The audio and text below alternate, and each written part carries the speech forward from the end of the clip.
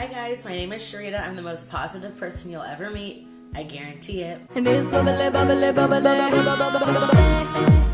We are singing to our love. It is Thursday, which means I'm going to be doing a throwback Thursday video, and I, of course, am keeping the world's theme. So in today's video, I'm going to be talking about 15 of the most memorable world's moments.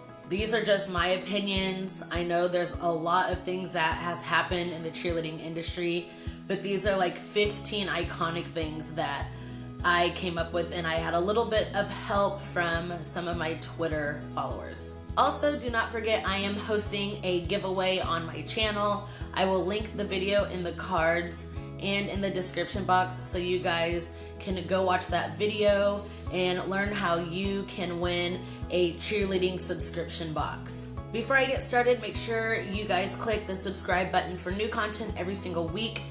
This week, I am posting content every single day because of Worlds. Also, do not forget to link up with me on my social media. All of that information will be down below in the description box. So let's get started. I will be doing this list chronologically, so that is literally the only order that this goes in. This isn't from my favorite moment to my least favorite moment, or the most iconic to least iconic. This is all chronological. Miles! I'm recording. Oh, duh. Shirt of the day. Cheer Athletics Wildcats.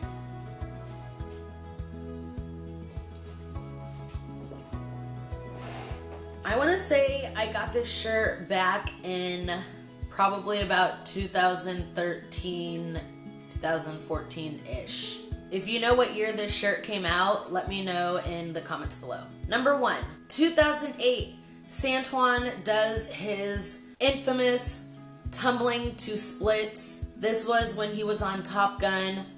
That tumbling pass is very iconic, and even if somebody attempted to do this trick, it definitely is not the same because Santuan just made it legendary. I have personally never seen it done by anybody else. We just need to let this tumbling pass resonate with us.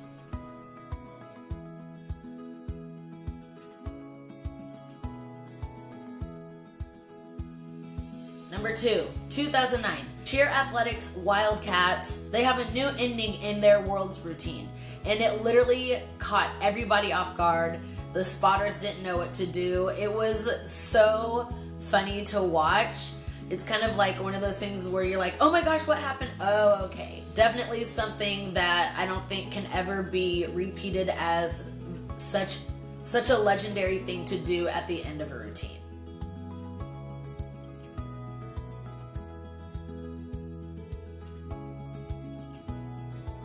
Oh yes, and I want to give a big thanks to Layla123PM. She was the one who helped me remember which team and what year all of this happened. So, Layla, if you're watching, thank you very much. Number 3, 2010.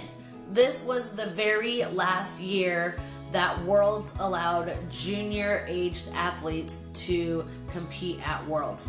That division is no longer in Worlds. It was definitely one of my favorite divisions just because I love watching not just cheerleading, but I love watching young, amazing athletes. So 2010, rest in peace, junior divisions at Worlds.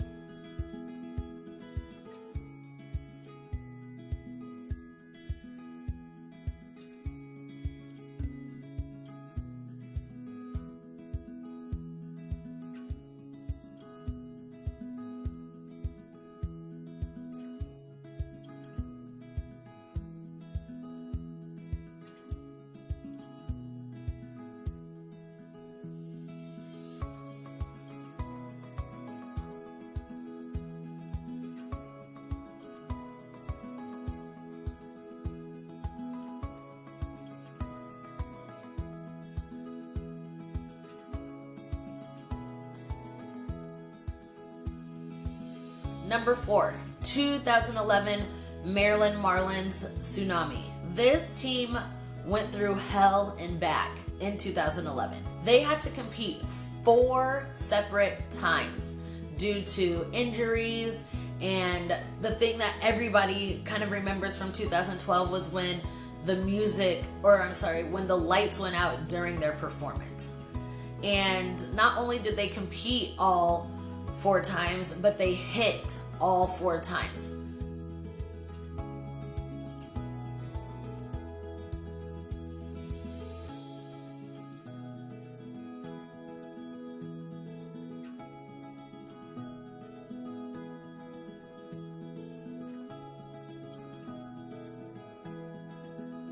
Unfortunately, they did not globe that year, but everybody remembers the nonsense that they were taken to just to have to do the routine again and again and again. Something else that happened in 2011 was in the international level 6 division, and it was when we had our very first tie ever at Worlds. It was Bangkok and I believe Gym Time somebody. This was the very first tie ever recorded at Worlds, and I think to this day that is still the only tie. A lot of people thought it was really weird that there could actually be a tie. I know a lot of people thought that Bangkok deserved to win. I know a lot of people thought Gym Time deserved to win, but nonetheless, there was just a tie. That was number 5. Number 6, 2012, large all-girl, World Cup shooting stars, missing shoes. Sound familiar? One of the athletes lost her shoes or took her shoes off because they were coming off or they weren't tight enough, what have you. World Cup ended up getting 2nd place that year, and people think it's because there was a 12-point deduction because the shoes came off in the middle of the routine.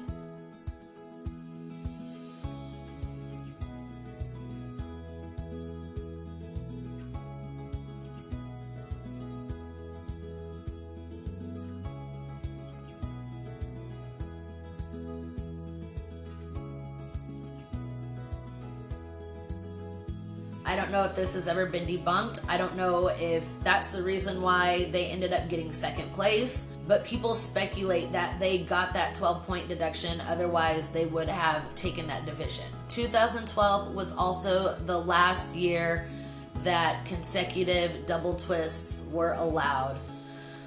Rest in peace to double doubles. I'm not talking about the In-N-Out burger.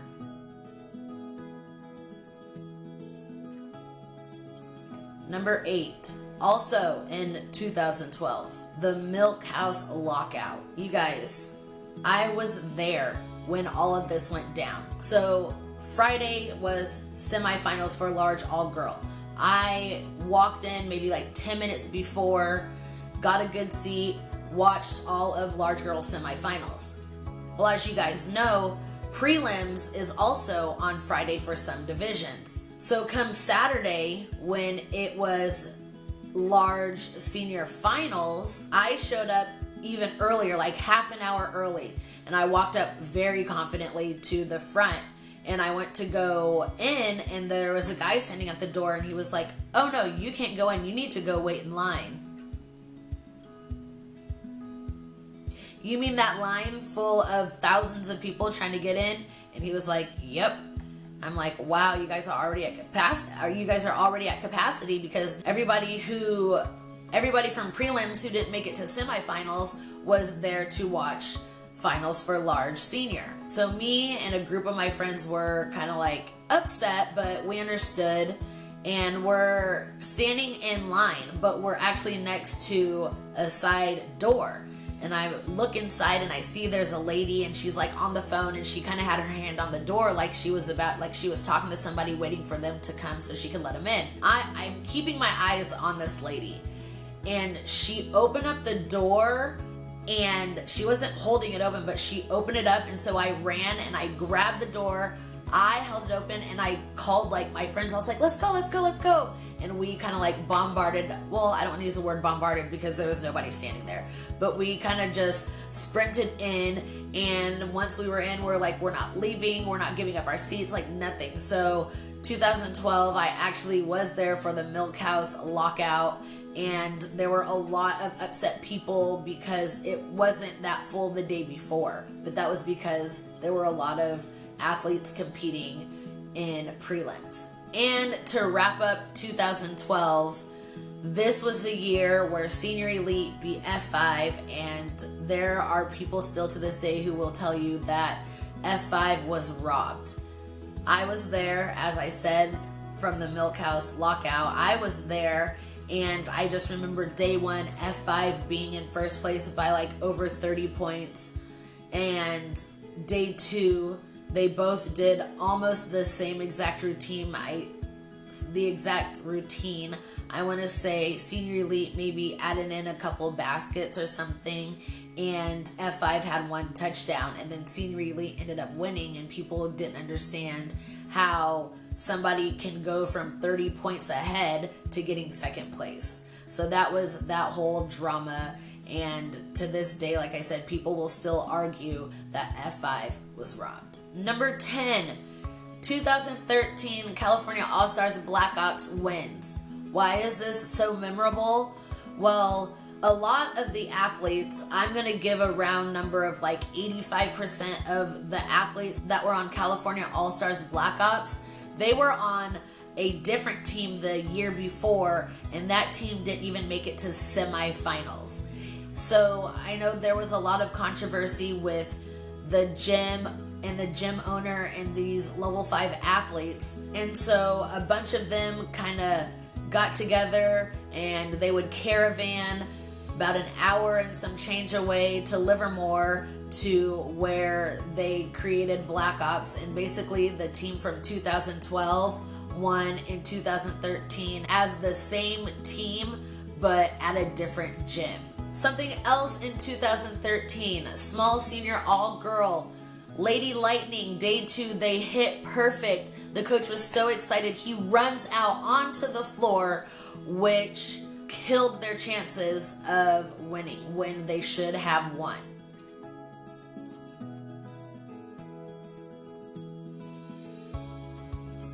So then in 2014, Lady Lightning comes back and they win the small all-girl division. So there was a happy ending to that sad, sad story. 2014, actually this started in 2012 with Stingray Orange. 2012, they competed as small all-girl, they got first place. 2013, they competed as medium all-girl, they got first place. In 2014, they competed as large and they got first place. And that is the first program to ever go small, medium, and large and win 3 years in a row consecutively. Like, that's unheard of, and I don't think that will ever happen again. 2015, large co-ed. Cali co-ed was robbed. We hear that all the time. Apparently there was a dead spot in the floor and athletes were getting injured and mistakes were being made by athletes who normally don't make these mistakes. It was just a big old disaster. It wasn't until halfway through that division they found out that there was a dead spot in the floor. Then they fixed it, and teams after that ended up hitting and winning, and of course everybody wanted a redo, but unfortunately all the coaches had to agree, and therefore they did not end up redoing that division. Another thing in 2015, Cheer Athletics Wildcats makes it to finals. Now normally this doesn't seem like something that is newsworthy, but in the international divisions, only 3 teams from each country are allowed to move on to finals.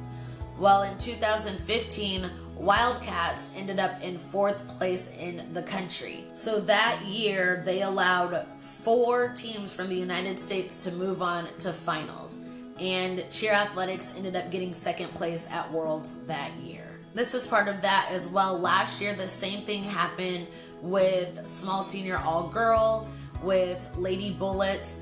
I believe they were number 11. Somehow something happened with the scores and they ended up allowing 11 teams to move on to finals in 2016. It sounds like these teams are not being punished for the judging mistakes that are assumed to have being made because there's been a lot of score mix-ups or something like that that is allowing these teams to move on to finals regardless of what the rules say. Last but not least, last year 2016 large finals, large all-girl, large co-ed. You guys, we all know about how wet the mat was or wasn't.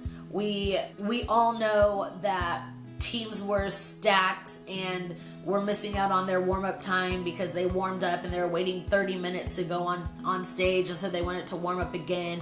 We all know that they were competing at like 1 o'clock in the morning. You guys, this is something that continues to be discussed just because it was against everything that USASF stands for.